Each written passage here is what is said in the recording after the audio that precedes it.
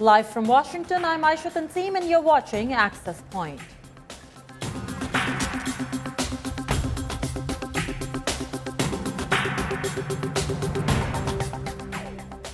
Hello and welcome. A recent report by UN's Intergovernmental Panel on Climate Change has issued a wake-up call. The next 10 to 15 years are crucial. Without intense action, we face a climate catastrophe. For a country like Pakistan, that can mean things like melting glaciers, decrease in crop yields, water scarcity, intense floods and droughts, etc. This is not a problem Pakistan can afford to ignore. Yet, this is a problem that requires resources, planning, and a serious commitment. So, can this be done? Let's ask our guests. Joining me in the studio is Dr. David Mickle, Director of the Environmental Security Program at the Stimson Center. Via Skype from Ohio University, we have Professor Ratan Lal, author of 12 books on climate change issues. And via Skype from Islamabad, we have Dr. Kamaruzzaman Chaudhry, lead author of the National Climate Change Policy of Pakistan. Welcome to Access Point. Thank you. David, let me start with you. It's very easy for a UN panel to say, or for people sitting in the first world to say, this is a huge problem, do something about it. But for countries in South Asia, particularly countries like Pakistan, that are already facing a lack of resources and a whole host of other issues, why should they focus on this? Well, this is actually one of the most difficult policy choices to make because of the trade-offs between taking measures today in an environment of limited resources and other priorities to reap the benefits farther in the future, that the worst impacts of climate change will occur in the coming decades, and so the resources that we spend on them today will only realize their profits in future time, whereas countries like Pakistan and the rest of South Asia have often other pressing priorities which they need to deal with today. Okay, and I really want to come back to this resources issue and talk about where we can get some of these resources. But first, Dr. Kamaruzzaman, when you were writing that national policy on climate change, what were your top priorities? As you know, Pakistan is not basically a big emitter, and we are among the lowest emitter in the world, at least presently. So at that time, secondly, Pakistan is among the 10 most climate change vulnerable countries in the world. So our first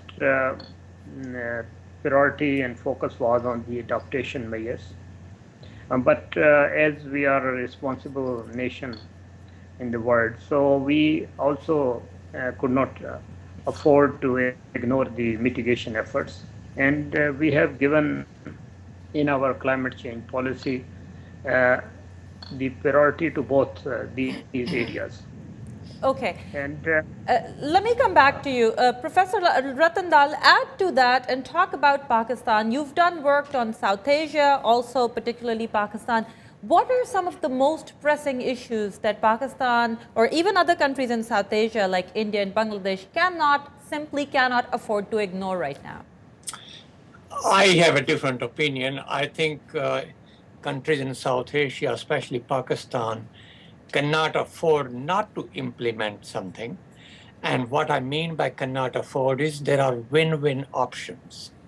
For example, agriculture is a very important economic base for Pakistan and for other countries. And agriculture done properly will not only produce more food, but also sequester emissions and reduce emissions. So agriculture, which is the basis of economy, food security for Asia, for South Asia, and for the rest of the world, should be integral to any agenda of mitigation, adaptation, climate change. And that's what countries in Asia and Africa have to focus on. And I can explain what those adaptation and mitigation options in agriculture are, which can save resources, which can increase productivity, and which can improve and mitigate climate change. Okay, Dr. Kamaruzzaman, do you think there's an emphasis in Pakistan on things like changing the way we do agriculture, the way Professor Lal just explained? Yes, I fully agree with Professor Lal. Yes, if we look at our policy, definitely we have mentioned all this.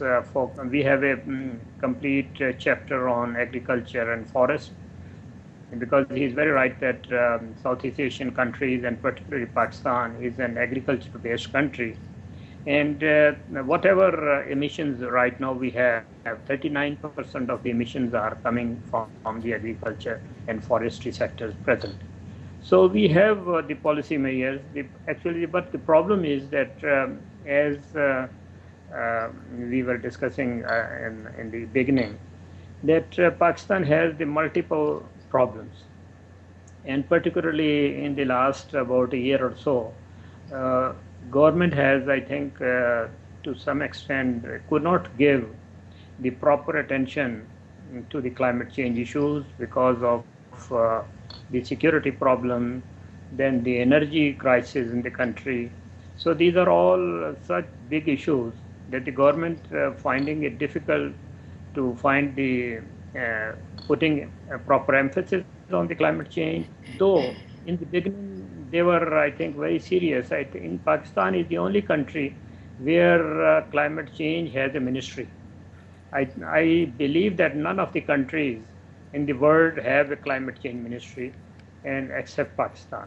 So Okay, they want to. so I want to come back to what some of the measures are, both to you, Professor Lal, that should be done. But coming back to you, David, even though there are win-win options, there are other issues that come first. So how do you convince these countries to say these win-win options need to be taken up now?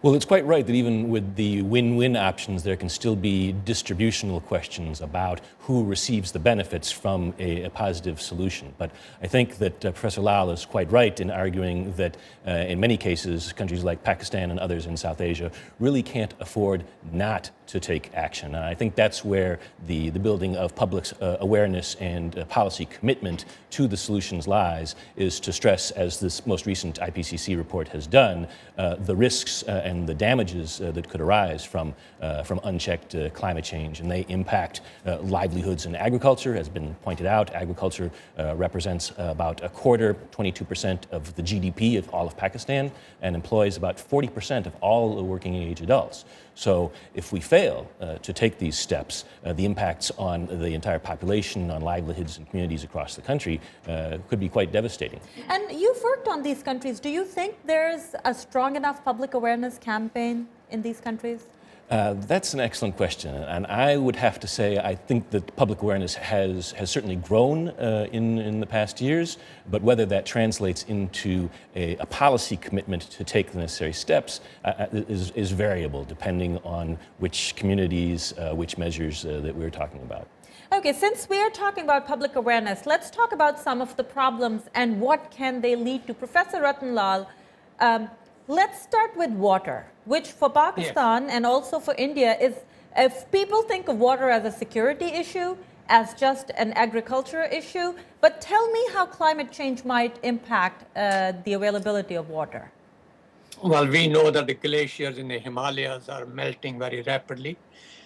We also know that 7-8 rivers, both south and north of the Himalayas, Indus through Pakistan, the Gangetic, Brahmaputra, Yellow, Yangtze, Amu Darya, and others, they all may become very scarce during the dry period, affecting about 2 billion people. But at the same time, the Indo-Gangetic plains, where the irrigation by tube well is also very intensive, we are losing groundwater because of poor management at the rate of about 1 meter per year. And there is no justification not to adopt better agricultural practices. Fertilizer, which causes the emission of nitrous oxide, which is 310 times more potent than CO2 is applied in a way that the efficiency of fertilizer use is hardly 20 to 30%, especially nitrogen. The rice paddies, we flood them, which is not really necessary, which emits methane. The manure management of cattle leads to a lot of emission. We have a yield gap. By what I mean by yield gap is the yield of wheat and rice can be much, much greater than what it is from the proven technology, both in Pakistan, India, and Bangladesh, and Nepal, and so forth. And yet we are not doing that.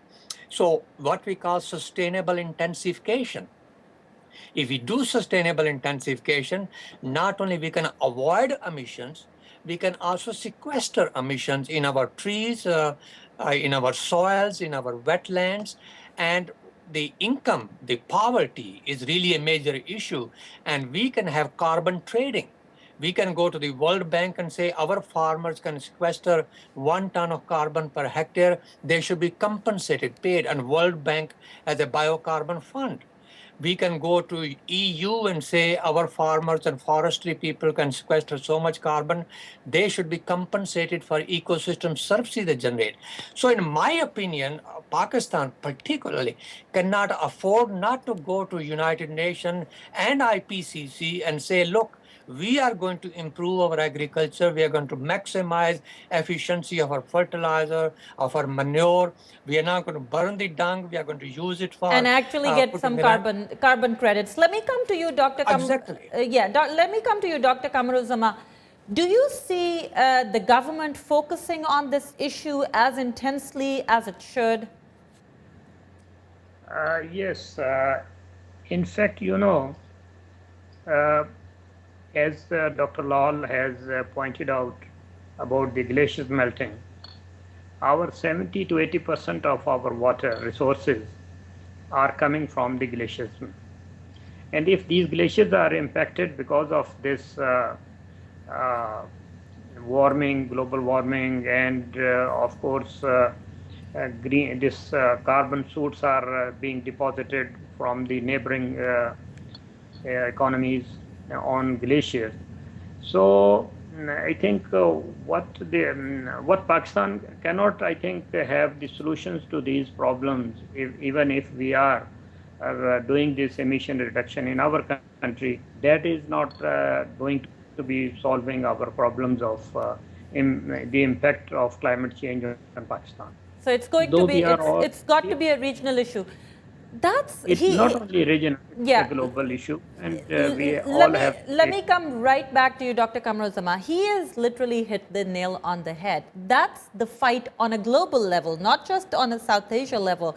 U.S. is fighting with China, with India, with Brazil, with developing economies. Developed economies fear that their economic growth will slow down. Developing economies complain that now it's their turn and they're being asked to cut back.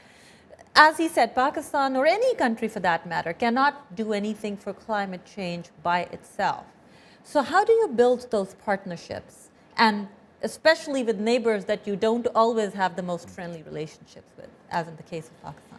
Well, some of those partnerships can be constructed, and this has been one of the pathways for the international negotiations, through some of the processes that Professor Lal mentioned, that it's actually in many cases economically more efficient to reduce emissions in developing world countries. That the developed industrial countries have already often taken energy measures to increase their efficiency, increase their conservation, and so for an additional dollar spent, it's possible often to reduce emissions farther in the developing world than spending an equivalent amount of money in the developed world. So there are programs by which the developed countries or the emitting countries can contribute to the emissions reductions in the developing world through paying for ecosystem services, carbon trading schemes, and many countries, although there is not an international global emissions trading system in place that's active, many countries and even regions within countries, whether it's the European Union countries or the northern northwestern United States, have these systems in place through which certain amounts of emissions are allowed under the trading scheme, and those who emit more and need to buy credits to cover those emissions can purchase them from countries or industries that, through their savings, are emitting less than the allowances that they hold. So let's take the case of South Asia, India and Pakistan. Water is not just an environmental issue or climate issue. Now, it's a security issue. The countries have tension over water. How do you sort out that kind of a dispute? That's both a climate issue, but also...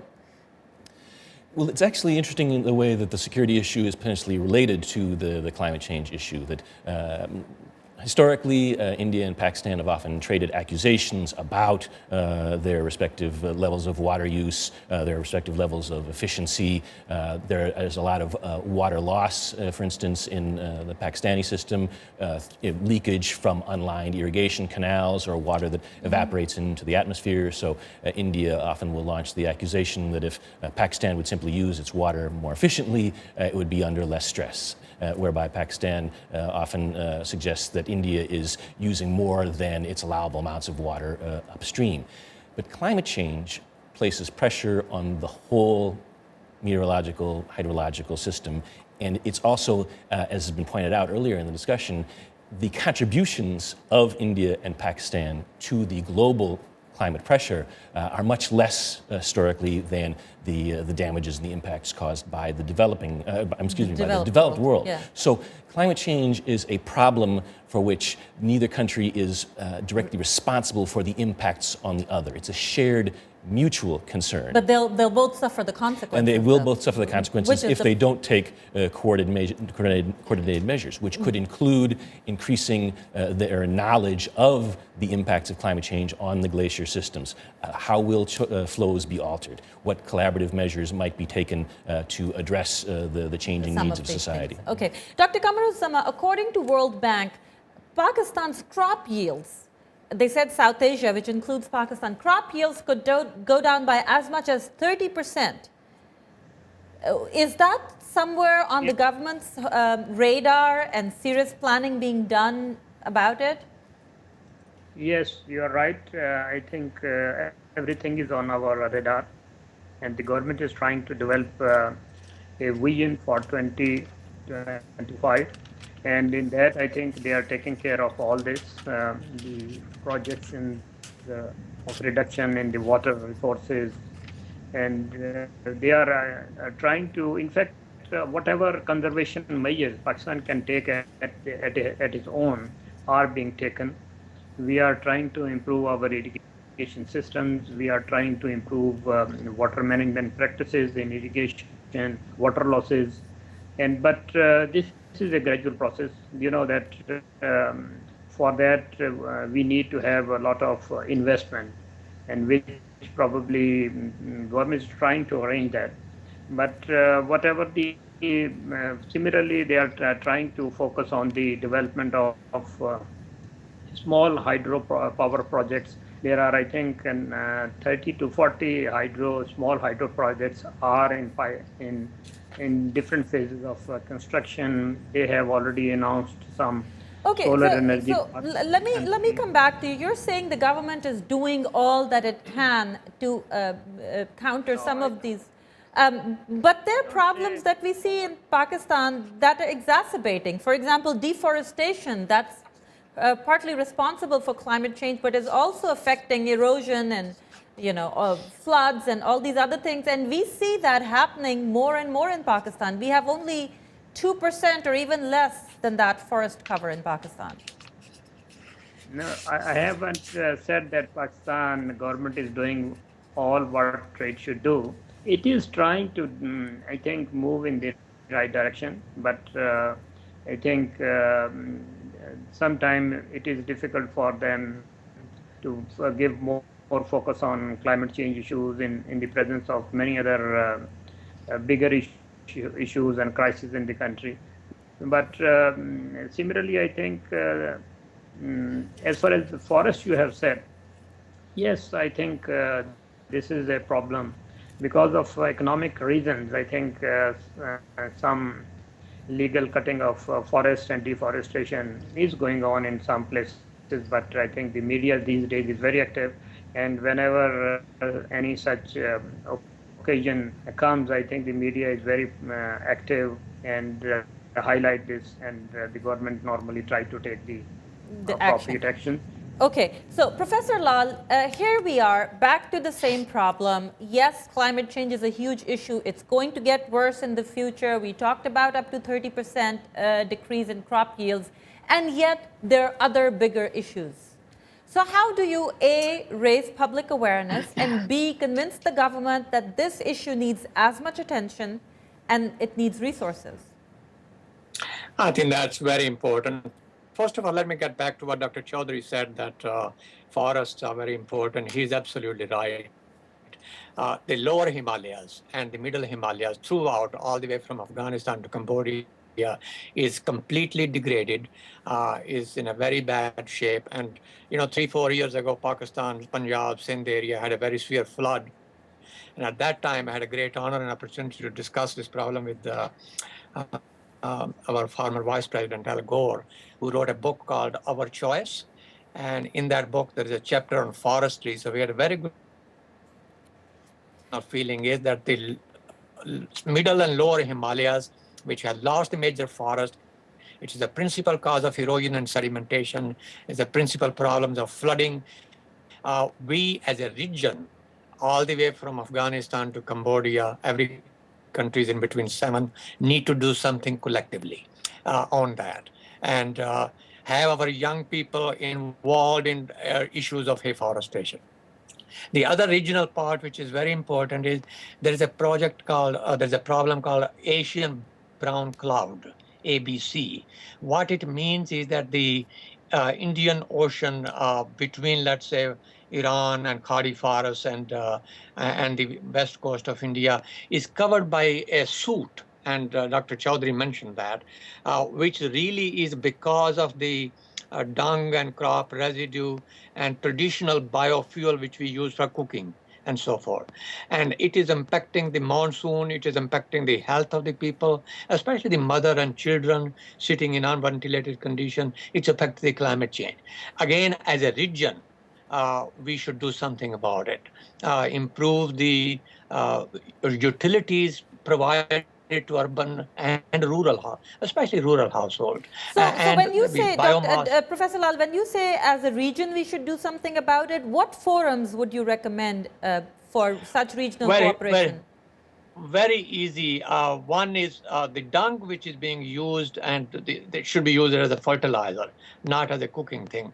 And again, it is created by the regional problem. I'm sorry. So what I meant was, what regional forum would you suggest? Would you suggest something like SAARC, or would you suggest Yes, I think go to SAARC or go to Southeast Asian Partnership, but it also involves West Africa, East Africa, Ethiopia, Somalia, Kenya, Uganda, because they are doing the same thing. So Indian Ocean suffers from the entire region. The countries, developing countries, and the entire, all the monsoonal soot really comes from African and Asian countries. So it's a regional issue, but IPCC needs to take more role to include these issues that we are talking about: forest, agriculture, animal husbandry, irrigation, water, other, as integral to addressing the problem of climate change, and rewarding farmers, especially 1 acre, 2 acre, 5 acre farmers in Asia, Pakistan, India, for doing something good. Let me give an example what I mean by that. In Ohio, we have 2 wells where we are injecting carbon dioxide from coal into those wells, the so-called clean coal technology. It costs $800 per ton of CO2 to inject in the ground. Why not pay that to poor farmers in Asia and Africa through UN, through World Bank, through development program? That is what I mean by win-win options. Win-win options. Okay, so is the developed world ready to do that? Pay the developed... We do not. Let me come right back to you. Let me ask David. Is the developed world ready to do that? Why don't they pay these poor countries to do something like that? I think the answer is twofold. Once, following the recession that many of the developed countries feel right now, as if they are also squeezed for economic resources. And there's also the global economic competition, whereby many developed countries worry that resources that they might devote to paying the developing countries essentially wind up competing with their home economies. So investments in technology improvements in some of the larger emitting countries, one thinks of China and Pakistan, which have been large recipients of funds from the Global Environment Fund or other investment schemes that were devoted to reducing their environmental impact, their climate change, their climate emissions profile. the United States, European countries increasingly feel that they are competing economically, not only in the lower level tranches of the economy, but also in the high technology fields as well. So they are loath to spend resources on the economies of their competitors rather than devoting them to education, economic expansion, stimulus at home. And that's been the fight all along. The developing countries somehow feel cheated because they say, you did it, and you grew your economy, and now you don't want us to do it, but you don't want us to pay for it. Do you see any consensus emerging on a global level to tackle this problem? I don't see a consensus emerging on the global level immediately, but I would like to hold out some hope for coordinated action at the regional level and the national level, picking up on some points that were made by our other guests, that particularly focusing on some of the public health issues. That one of the issues that arises in the international sphere is that the developed countries feel that they don't necessarily wish to devote resources to the developing economies because they're now increasingly competing with those developing economies. But there's also this argument that you've evoked, that who is responsible for this problem? That we, the developed world, are historically can be held accountable for our past emissions, but now the developed countries say emissions are rising, and China is the world's largest carbon emitter. India is growing fast behind. Soon, the total sum of emissions in the atmosphere today, more than half of them will have been emitted by the developing world. The developed countries' historical responsibility is decreasing. So if the developed countries act, reduce their emissions, devote resources to the developing countries, and the developing countries don't correspondingly reduce their emissions rapidly, so the developed country would argue, then the whole effort is lost, that your developing world emissions are offsetting our cuts. But there are good regional and national reasons for taking some of the steps that have been mentioned, even irrespective of climate change. Professor Lal alluded to the health benefits of not burning biofuels, dung, in unventilated settings. That has tremendous health impacts, particularly on vulnerable populations, women and children. So no matter what the United States, the European Union, other countries do, it is worthwhile for Pakistan, India, other South Asian countries to cut those interior domestic emissions of soot and other pollutants that are harmful to the health of women and children outside of the climate impacts. So, Dr. Kamaruzzaman, since a regional effort seems to be the one that might work the best, is it in the works? Is there an effort by South Asian countries also joining some of the other countries in the region to get some kind of consensus together? Yes, you're right. In fact, in this area, the regional countries are working quite closely. Earlier, we were talking about this brown cloud problem. And in fact, World Meteorological Organization set up a research group, and the scientists from India, Pakistan, Sri Lanka, Bangladesh, and China, they are working on that problem. And they definitely, under the SAARC umbrella, we have quite closely working on these climate issues. And definitely during the this UNFCCC negotiations also, we work quite closely among these South Asian countries. So these are a problem. I think we cannot, as we have been talking, that this is a global issue. So the efforts have to be jointly at a regional level as well as at a global level. And earlier we were also talking about this carbon trading. So the carbon trading, if you know that presently I think the carbon trading market is at the lowest because of the non-extension of this Kyoto Protocol. So nobody is buying this carbon credits if even the developing countries are. Well, thank you very much. This issue is certainly important. We will continue talking about it in the near future. But right now, our time is up. I must thank our guests. We had David Michael, the director of the Environmental Security Program at the Stimson Center. We had Professor Ratan Lal from Ohio State University, author of multiple books, and Dr. Kamaruzzaman Chaudhry, who is the senior advisor on climate to LEAD Pakistan, also the lead author of Pakistan's National Climate Change Policy. Thank you for watching. I hope you'll send us your questions and comments on Facebook and Twitter. Goodbye.